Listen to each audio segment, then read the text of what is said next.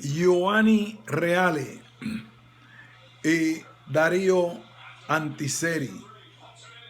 Historia del pensamiento filosófico y científico. Antigüedad y Edad Media. Continuación. El concepto y la finalidad de la filosofía antigua. Los rasgos esenciales de la filosofía antigua. La tradición afirma que fue Pitágoras el creador del término filosofía, lo cual resulta verosímil, si bien no es algo comprobado desde el punto de vista histórico. Sin duda, el término fue acuñado por un espíritu religioso que presuponía que solo a los dioses les era posible una sofía, una sabiduría, es decir, una posesión cierta y total de la verdad, mientras que se consideraba que el hombre solo le era posible una tendencia a la sofía, una continuada aproximación a la verdad, un amor al saber jamás del todo satisfecho, de donde surge precisamente el nombre de filosofía, amor a la sabiduría. ¿Qué entendieron los griegos en esencia al hablar de esta amada sabiduría? Desde el momento en que nació, la filosofía asumió de un modo terminante las tres características siguientes, que hacen referencia a su contenido, B, su método y C, su objetivo. En lo que concierne al contenido, la filosofía se propone explicar la totalidad de las cosas, es decir, toda la realidad sin exclusión de partes o orígenes del pensamiento occidental, sin exclusión de partes o de momentos. Por lo tanto, la filosofía se distingue de las ciencias particulares que precisamente se llaman así porque se limitan a explicar partes o sectores de la realidad, grupos de cosas o de fenómenos. La pregunta de aquel que fue y que es considerado como el primero de los filósofos, ¿cuál es el principio de todas las cosas? Ya nos muestra la plena adquisición de este aspecto. En consecuencia, la filosofía se propone como objeto la realidad y el ser en su conjunto. Y veremos que a la realidad y al ser en su conjunto se llega mediante el descubrimiento del primer principio, esto es, el primer porqué de las cosas. B. En lo que concierne al método, la filosofía aspira a ser una explicación puramente racional de aquella totalidad que se plantea como objeto. En filosofía resulta válido el argumento de razón, la motivación lógica, el logos. A la filosofía no le basta con constatar o comprobar datos de hecho, reunir experiencias. La filosofía debe ir más allá del hecho, más allá de las experiencias, para hallar la causa o las causas, precisamente a través de la razón. Este es el carácter que confiere cientificidad a la filosofía.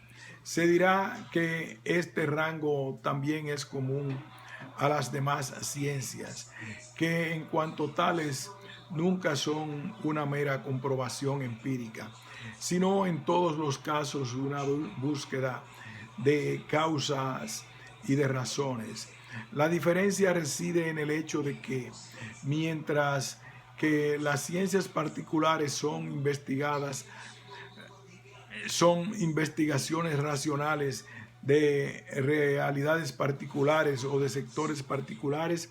La filosofía, como ya se ha dicho, es la investigación racional de toda la realidad, del principio o de los principios de toda la realidad. Con esto queda aclarada la diferencia entre filosofía, arte y religión. También el arte y las grandes religiones aspiran a captar el sentido de la totalidad de lo real, pero aquel lo hace mediante el mito y la fantasía, y estas a través de la creencia y de la fe, como hemos dicho anteriormente. En cambio, la filosofía busca la explicación de la totalidad de lo real precisamente con el logos.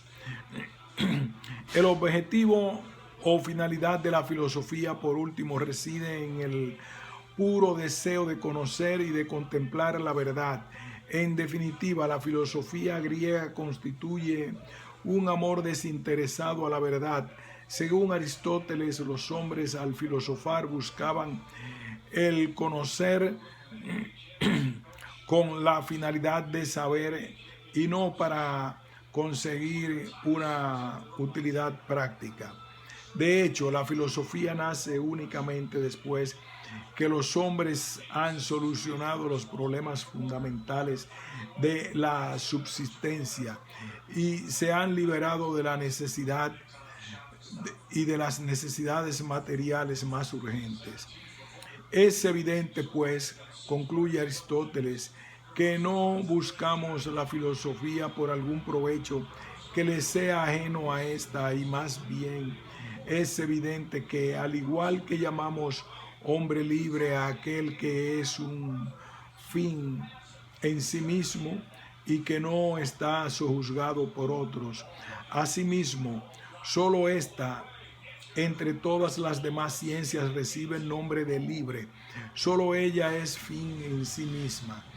Es fin en sí misma porque tiene como punto de mira la verdad buscada, contemplada y disfrutada como tal.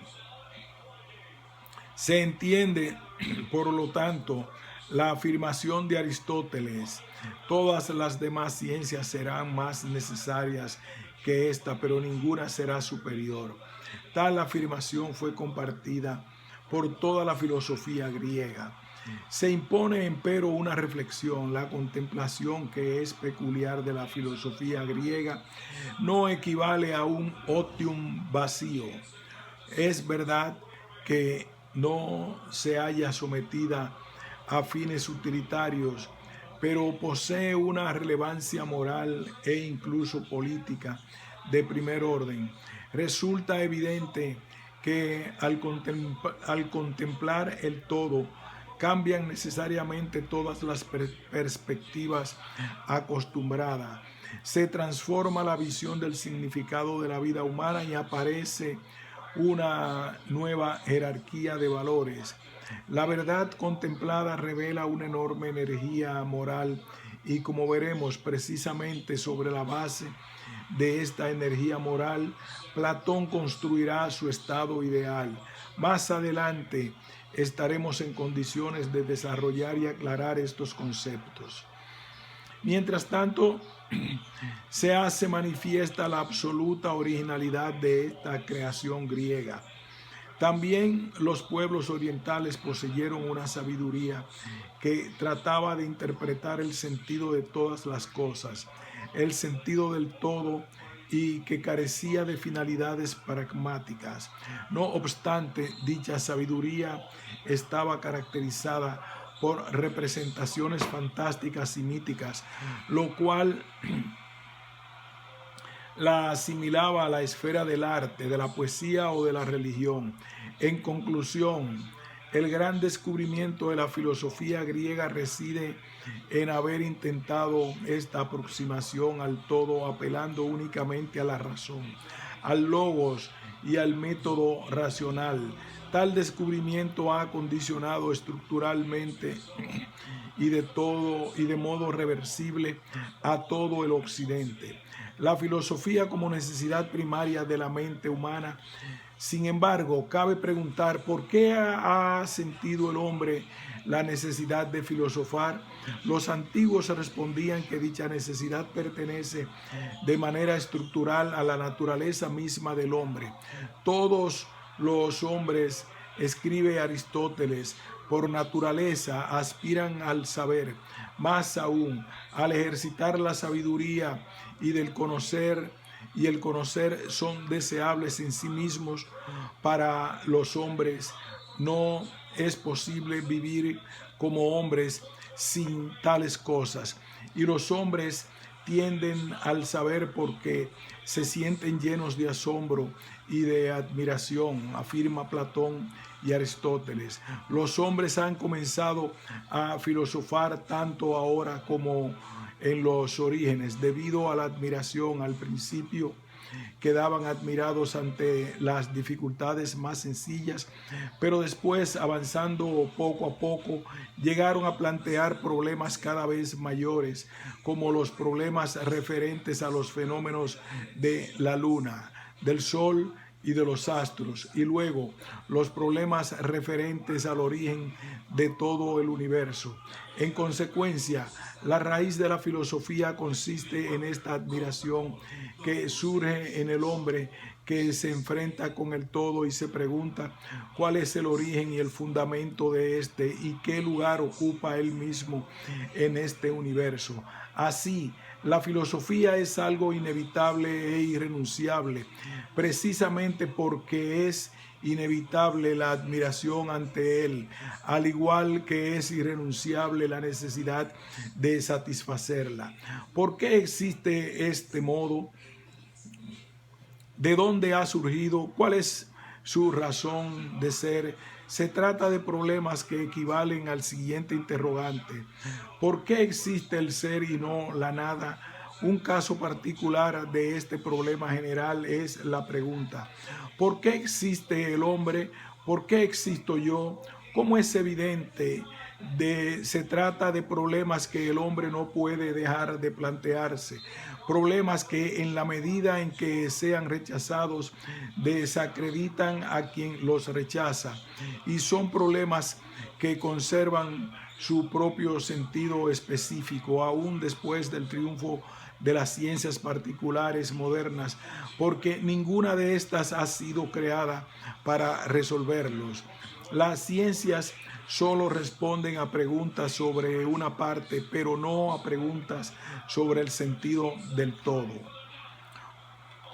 Por estas razones, podremos repetir junto con Aristóteles que no solo en los orígenes, sino ahora y siempre tiene sentido la vieja pregunta acerca del todo, y tendrá sentido mientras el hombre experimente admiración ante el ser de todas las cosas y ante su propio ser.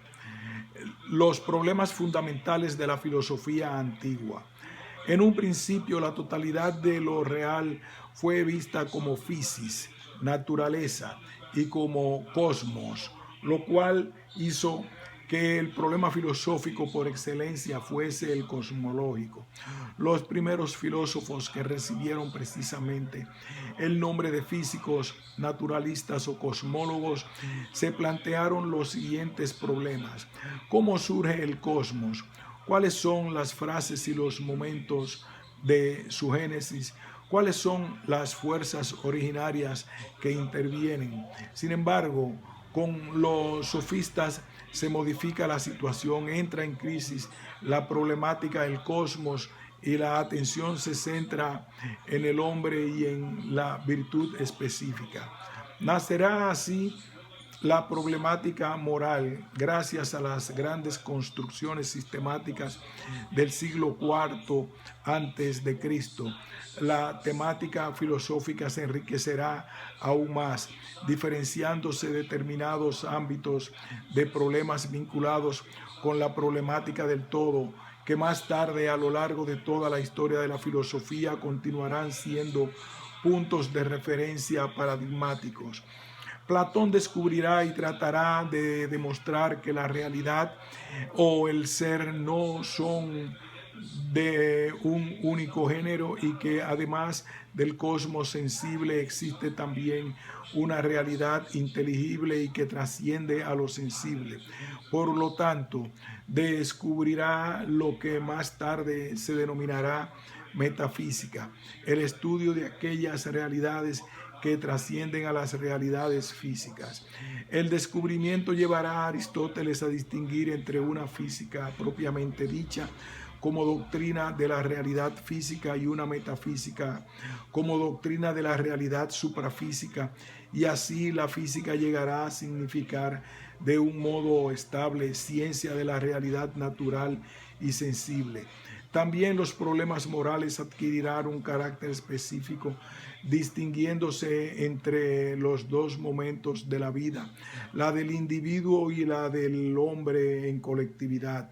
Nace así la distinción entre los problemas éticos en sentido estricto y los problemas más estrictamente políticos, problemas que para los griegos seguirán estando vinculados entre sí de un modo mucho más estrecho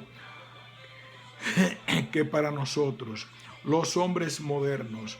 Con Platón y con Aristóteles se plantearán de un modo estable los problemas que ya habían sido discutidos por los filósofos precedentes de la génesis y de la naturaleza del conocimiento y los problemas lógicos y metodológicos. En realidad, dichos problemas constituyen una aplicación de aquel segundo rasgo que habíamos considerado como propios de la filosofía, el método de la investigación racional. ¿Cuál es el camino que debe seguir el hombre para llegar a la verdad? ¿Cuál es la aportación veritativa de los sentidos y cuál de la razón? ¿Cuál es la característica de lo verdadero y de lo falso? ¿Cuáles son las formas lógicas mediante las cuales el hombre piensa, juzga y razona? ¿Cuáles son las reglas del pensar correctamente? ¿Cuáles son las condiciones para que un tipo de razonamiento pueda calificarse de científico? En conexión con el problema lógico noxeológico, nace también el problema de la determinación de la naturaleza del arte y de lo bello en la expresión y en el lenguaje artístico, y por lo tanto aparecen lo que hoy llamamos problemas estéticos. Relacionados con esto surgen los problemas de la determinación de la naturaleza de la retórica y del discurso retórico, es decir, del discurso que se propone convencer utilizando la capacidad de persuadir que tanta importancia manifestó en la antigüedad. La filosofía proto-aristotélica tratará estos temas como algo definitivamente adquirido y dividiéndose en tres grupos. Primero, problemas físicos, ontológicos, teológicos, físico, cosmológicos. Dos, lógicos o noseológicos y morales. La última filosofía griega que se desarrolla ya durante la era cristiana acabará por responder a instancias místico-religiosas en consonancia con la mentalidad de la nueva época, las etapas y los periodos de la historia de la filosofía antigua. La filosofía antigua griega y grecorromana posee una historia más que milenaria. Se inicia en el siglo VI a.C. y llega hasta el 529 después de Cristo, año en que el embajador Justiniano clausuró las escuelas paganas y ordenó la dispersión de sus seguidores. A lo largo de este lapso pueden distinguirse los siguientes periodos. Primero, periodo naturalista, caracterizado, como ya se ha dicho, por el problema de la fisis y del cosmos, y que entre los siglos VI y V vio sucederse a los jónicos, los pitagóricos, los eleáticos, los pluralistas y los físicos eclécticos. Segundo, período llamado humanista, que en parte coincide con la última etapa de la filosofía naturalista y con su disolución, y que tiene como intenta definir la esencia del hombre, y que tiene como protagonistas a los sofistas y sobre todo a Sócrates, quien por primera vez intenta definir la esencia del hombre. El momento de las grandes síntesis de Platón y de Aristóteles, que coincide con el siglo IV a.C., caracterizado en especial por el descubrimiento de lo suprasensible y por la explicación y formulación orgánica de diversos problemas filosóficos. 4. A continuación viene el periodo de las escuelas helenísticas, que abarca desde la gran conquista de Alejandro Magno hasta el final de la era pagana, y que además del florecimiento del cinismo contempla la aparición de los grandes movimientos de epicureísmo, el estoicismo, el escepticismo y la posterior difusión del eclecticismo.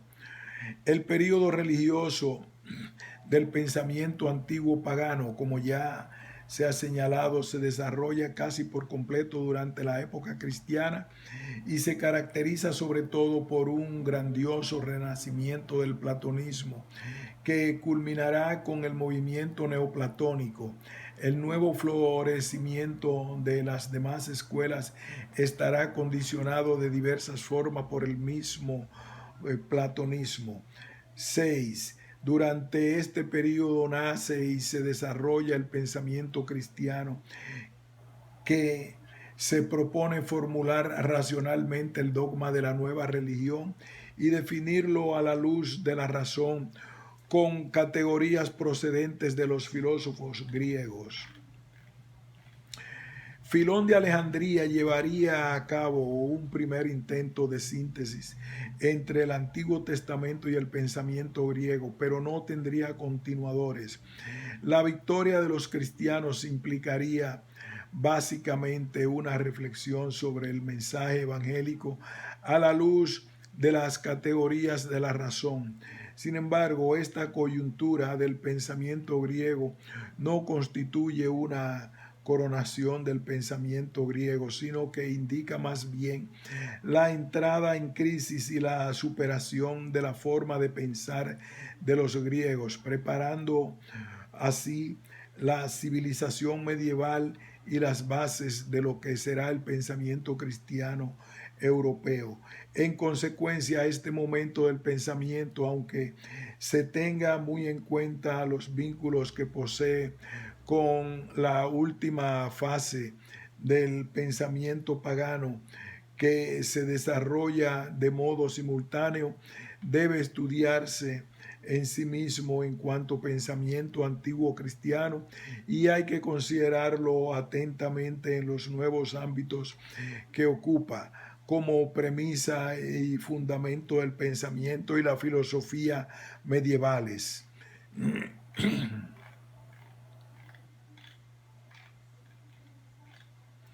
Parte segunda. La aparición del pensamiento filosófico. Los naturalistas presocráticos. Las cosas visibles son vislumbre de lo invisible. Demócrito y Anaxágoras.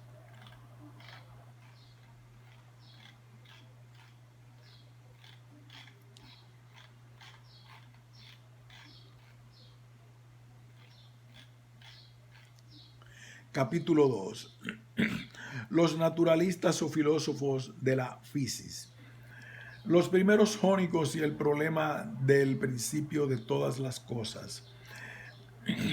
Tales de Mileto. El pensador que según la tradición da comienzo a la filosofía griega es Tales, que vivió en Mileto de Jonia. probablemente durante las últimas décadas del siglo VII y la primera mitad del siglo VI antes de Cristo. Además de filósofo, fue científico y prudente político. No se sabe que haya escrito ningún libro. Conocemos su pensamiento únicamente a través de la tradición oral indirecta. Tales fue el iniciador de la filosofía de la fisis, al afirmar por vez primera que existe un único principio originario, causa de todas las cosas que son, y sostuvo que dicho principio es el agua. Tal proposición es importantísima, como veremos de inmediato, y con todo derecho podría calificarse como la primera proposición filosófica de la que acostumbraba a llamarse civilización occidental, a Magdalena. La exacta comprensión de esta proposición permitirá entender la gran revolución efectuada por Tales, que llevó a la creación de la filosofía. Principio arque no es un término utilizado por Tales, quizás lo introdujo su discípulo Anaximandro, pero algunos piensan que tiene su origen aún más tardío, si bien es el que sin duda expresa mejor que ningún otro el concepto de aquel kit del cual proceden todas las cosas. El principio, indica Aristóteles en su exposición acerca del pensamiento de Tales y de los primeros físicos, es aquello de lo cual proceden originariamente y en lo cual acaban por resolverse todos los seres. Es una realidad que permanece idéntica durante la transmutación de sus afecciones, es decir, una realidad que continúa existiendo inmutada a través del proceso generador de todas las cosas. Por tanto, el principio A, la fuente y el origen de todas las cosas; B, la desembocadura y el término último de todas las cosas; y C, el respaldo permanente que rige todas las cosas. La substancia, diremos más adelante, apelando a una denominación posterior. En pocas palabras, el principio puede definirse como aquello de lo cual proviene aquello en lo que acaban y aquello por lo cual son y subsisten todas las cosas. Estos primeros filósofos, sino el propio Tales, denominaron este principio con el término physis, que significa naturaleza, no en el sentido moderno de término, sino en el sentido originario de la realidad primera y fundamental, es decir, aquello que resulta primario, fundamental y persistente, en oposición a lo que es secundario, derivado, transitorio. Por tanto, han sido llamados físicos o naturalistas aquellos filósofos que a partir de Tales y hasta el siglo V antes de Cristo indagaron acerca de la fisis. En consecuencia, solo es posible comprender el horizonte mental de estos primeros filósofos si recobramos la acepción arcaica del término y captamos adecuadamente la peculiaridad que la distingue de la acepción moderna. Hay que aclarar ahora el sentido de la identificación del principio con el agua y sus consiguientes implicaciones. La tradición indirecta afirma que Tales dedujo tal convicción, la de la constatación de que el sustento de todas las cosas es húmedo. Las simientes y los géneros de todas las cosas poseen una naturaleza húmeda y por consiguiente la desecación total provoca la muerte, puesto que la vida está ligada a la humedad y la humedad presupone el agua. Esta será el manantial último de la vida y de todas las cosas. Todo proviene del agua, todo sustenta la propia vida mediante el agua y todo finaliza a su vez en el agua. Ya en la antigüedad hubo quienes trataron de reducir el alcance de estas afirmaciones de Tales, considerando como antecedentes suyos las afirmaciones de quienes, por ejemplo, Homero y otros consideraron al océano y a Tetis como padre y madre respectivamente de las cosas. Asimismo, algunos recordaron la creencia según la cual los dioses juraban sobre la Estigia, laguna de los infiernos y por lo tanto agua, señalando que aquello sobre lo cual se jura constituye precisamente lo primero y lo supremo, el principio. Sin embargo, es muy clara la diferencia entre la postura de Tales y estas otras que acabamos de mencionar. Tales basa sus afirmaciones en el puro razonamiento, en el logos, y los otros, en cambio, se basaban en la imaginación y el mito. Aquel presenta una forma de conocimiento que procede de argumentaciones racionales, mientras que estos solo aducen creencias fantástico poéticas. Por lo demás, el nivel de racionalidad al que se había elevado Tales, tanto en general como en particular, lo demuestra el hecho de haber investigado los fenómenos celestes hasta el punto de predecir ante el estupor de sus conciudadanos un eclipse, quizás el del 585 a.C.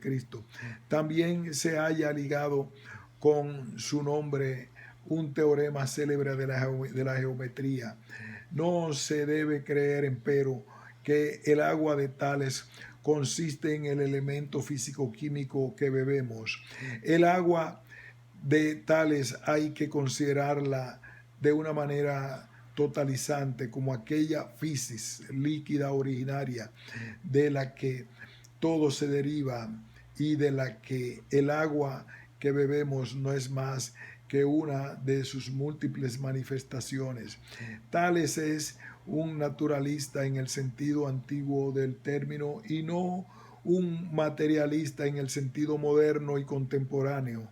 En la práctica, su agua llegaba a coincidir con lo divino. Dios, decía, es la cosa más antigua porque no es generado, es decir, porque es principio.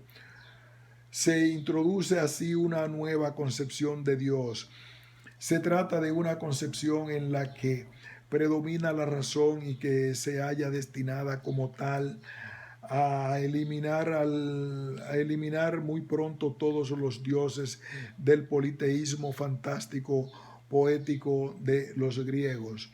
Y cuando Tales afirmaba además que todo está lleno de dioses, quería decir que todo está penetrado por el principio originario, puesto que el principio originario es vida, todo está vivo y todo tiene un alma, panpsiquismo. Adujo el ejemplo del imán que atrae el hierro como prueba de la universal animación de las cosas. La fuerza del imán es una manifestación de su alma, de su vida. Con tales, el logos humano se introduce con seguridad en la segunda. Con tales, el logos humano se introduce con seguridad en la senda de la conquista de la realidad en su integridad. El problema del principio de todas las cosas y en algunas de sus partes, aquellas que constituyen el objeto de las ciencias particulares, que es la denominación que hoy les damos. Anaximandro de Mileto. Anaximandro, nacido hacia el final del siglo VII antes de Cristo y muerto a principios de la segunda mitad del siglo VI, fue probablemente discípulo de Tales. Compuso un tratado sobre la naturaleza del cual nos ha llegado un fragmento. Constituye el primer tratado filosófico de Occidente y el primer escrito en prosa de los griegos. Se había vuelto necesaria una nueva forma de composición literaria, ya que el logos debía quedar libre de las cadenas de la métrica y del verso, para responder con plenitud a sus propias exigencias. Anaximandro intervino más activamente aún que Tales en la vida política. Se nos narra además que comandó la colonia que emigró desde Mileto a Apolonia. Con Anaximandro se profundiza en la problemática del principio. Considera que el agua es ya algo derivado y que el principio arque consiste en cambio en lo infinito, es decir, en una naturaleza, physis, infinita e indefinida, de la cual proviene absolutamente todas las cosas que son. El término utilizado por Anaximandro es apeirón, que significa aquello que carece de límites, tanto externos, lo que es espacialmente y por tanto cualitativamente infinito, como internos, lo que es cualitativamente indeterminado, precisamente porque no está limitado cualitativamente y cuantitativamente. El principio apeirón puede dar origen a todas las cosas, delimitándose en diversas formas. Desde principio abraza y circunda, gobierna y rige todo, porque en tanto que la limitación y la terminación suya, todas las cosas se generan de él, consisten y son en él.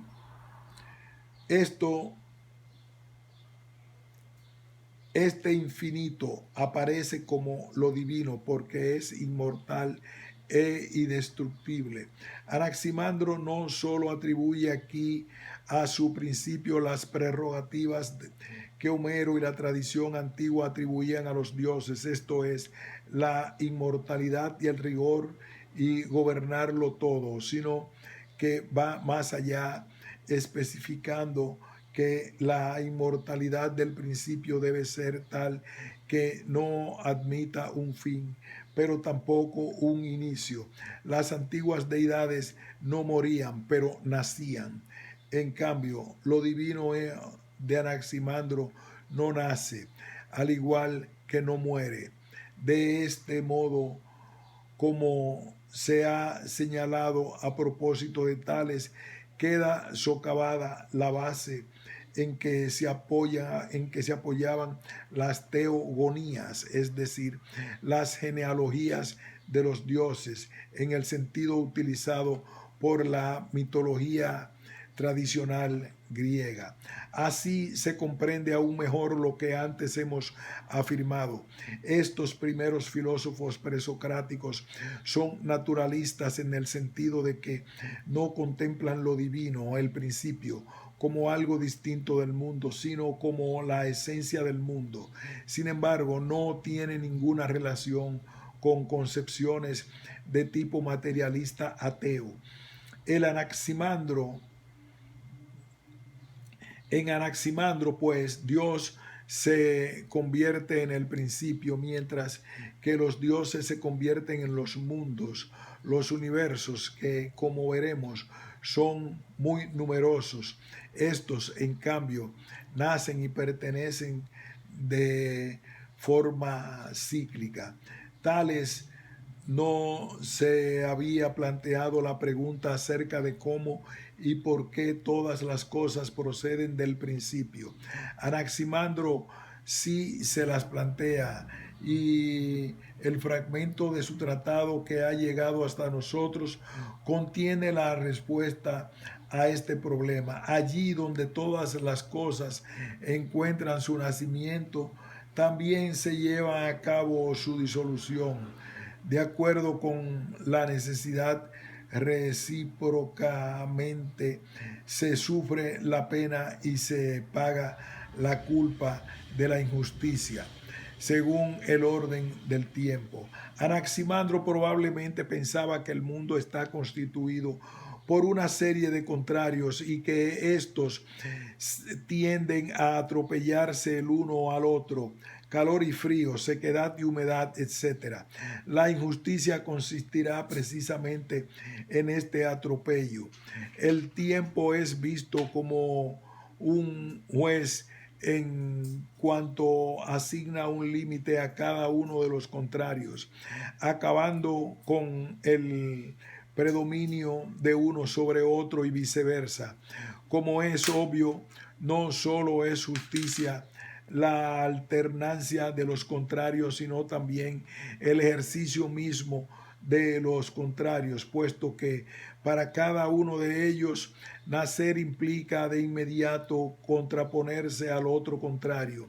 Y dado que el mundo nace de la escisión de los contrarios, en esto reside la primera injusticia que habrá que es expiar mediante la muerte, el fin del mundo mismo, que más tarde volverá a nacer de acuerdo con determinados ciclos temporales indefinidamente.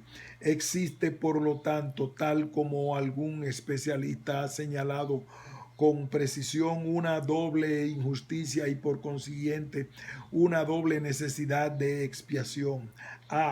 Porque una parte, que el mundo haya nacido a través de la escisión en opuestos de la unidad del principio, y B, por otra, el intento que después de la escisión lleva a cabo cada uno de los opuestos de usurpar, lleno de odio hacia el otro, la condición de único superviviente y dominador, que sería al mismo tiempo una usurpación del lugar y de los derechos de lo divino, inmortal e indestructible. R. Mondolfo. Parece innegable que esta concepción, como han señalado muchos autores, se ha filtrado nociones religiosas de talante órfico. Ya hemos indicado que para el orfismo resulta central la idea de una culpa originaria y de la expiación de esta, y por lo tanto el concepto de una justicia equilibradora. Con relación a este punto, el Logos de Anaximandro toma en préstamo su idea central de las representaciones religiosas. Su discípulo Anaxímenes, como veremos, intentará ofrecer una respuesta puramente racional a este problema. Al igual que al principio es infinito, también son infinitos los mundos, como ya se ha señalado, en el sentido de que este mundo nuestro es uno más en la serie de mundos que lo han precedido y que lo seguirán, dado que cada mundo nace, vive y muere, y en el sentido de que nuestro mundo coexiste al mismo tiempo con una serie infinita de otros mundos, y todos ellos nacen y mueren de forma análoga. A continuación expondremos cómo explica Anaximandro la génesis del cosmos. Los dos primeros contrarios fundamentales, el calor y el frío, se generaron mediante un movimiento que es eterno. El frío, elemento del origen líquido, habría sido en parte transformado en aire por el fuego calor que formaba la esfera circundante. La esfera del fuego se habría dividido en tres partes, dando origen a la esfera del Sol, la de la Luna y la de los astros. El elemento líquido se habría congregado en las cavidades de la Tierra, constituyendo los mares. La Tierra, a la que se atribuye una forma cilíndrica, permanece suspendida sin que nada la sostenga, pero se mantiene en su lugar debido a la igual distancia entre todas sus partes, es decir, por una especie de equilibrio de fuerzas del elemento líquido y por la acción del sol. Nacieron los primeros animales de estructura elemental, de los que fueron poco a poco desarrollándose los animales más complejos. El lector superficial se equivocaría si juzgase estas opiniones como algo excesivamente pueril, ya que, como hace tiempo han puesto en claro los expertos, se trata de una visión notablemente anticipadora. Piénsese, por ejemplo, en la osadía de representar la Tierra sin necesidad de un sostén material. En tales la Tierra flotaba, es decir, se apoyaba sobre el agua y regida por un equilibrio de fuerzas. Téngase en cuenta además la modernidad de la idea de que la vida se haya originado mediante animales acuáticos y el consiguiente translucirse, aunque de forma extremo primitiva, de la noción de evolución que de las especies vivientes. Esto es suficiente para dar a entender cuánto había avanzado el logos más allá del mito. Anaxímenes de Mileto. También en Mileto vivió Anaxímenes, discípulo de Anaximandro, en el siglo VI a.C.,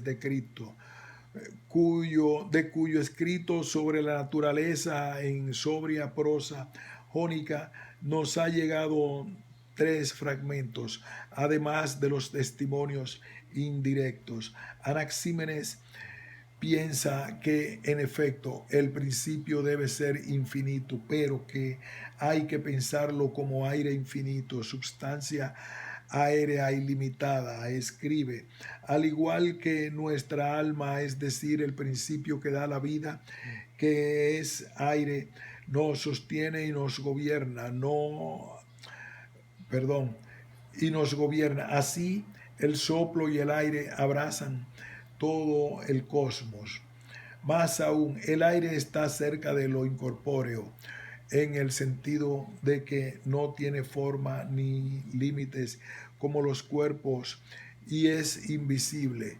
Y puesto que nosotros nacemos gracias a su flujo, es preciso que sea infinito y rico para que jamás desaparezca.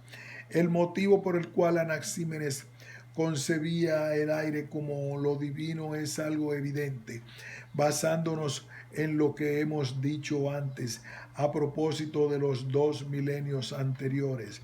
En cambio, queda por aclarar la razón por la que Anaxímenes eligió como principio el aire.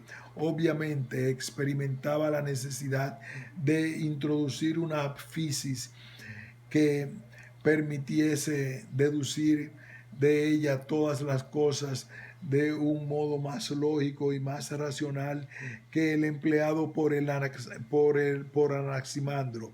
En efecto, por su naturaleza extremadamente móvil, el aire se presta muy bien, bastante más que lo infinito de Anaximandro, a ser concebido como en movimiento perenne. Además, el aire se presta mejor que cualquier otro elemento a las variaciones y las transformaciones necesarias para dar origen a las diversas cosas. Al condensarse se enfría y se convierte en agua y luego en tierra, y al lentificarse se calienta y se convierte en fuego. Un terminante testimonio antiguo nos relata. Anaxímenes dice que el frío es la materia que se contrae y se condensa, mientras que el calor es la materia dilatada y lentificada. Precisamente esta es la expresión que utiliza.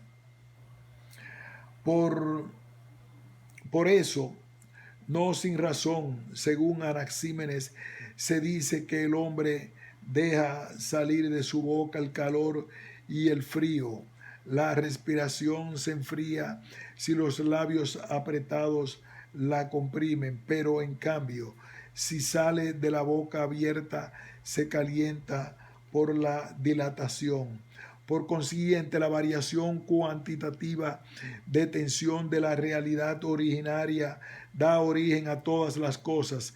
En cierto sentido, Anaxímenes representa la manifestación más rigurosa y más lógica del pensamiento de la escuela de Mileto, porque con el proceso de condensación y enrarecimiento se introduce la causa dinámica de la que Tales aún no había hablado y que Anaximandro había determinado apelando exclusivamente a concepciones órficas. Anaxímenes suministra así una causa en perfecta armonía con el principio y en consecuencia en pleno acuerdo con el significado de la fisis. Se entiende, por lo tanto, que los pensadores siguientes se referirían a Anaxímenes como a la expresión paradigmática y al modelo del pensamiento jónico. Cuando en el siglo V antes de Cristo reviva este pensamiento, como veremos más adelante, será la fisis del principio aire de Anaxímenes la que inspire tal recuperación. Continuaremos con Heráclito de Éfeso. Aquí hacemos una pausa.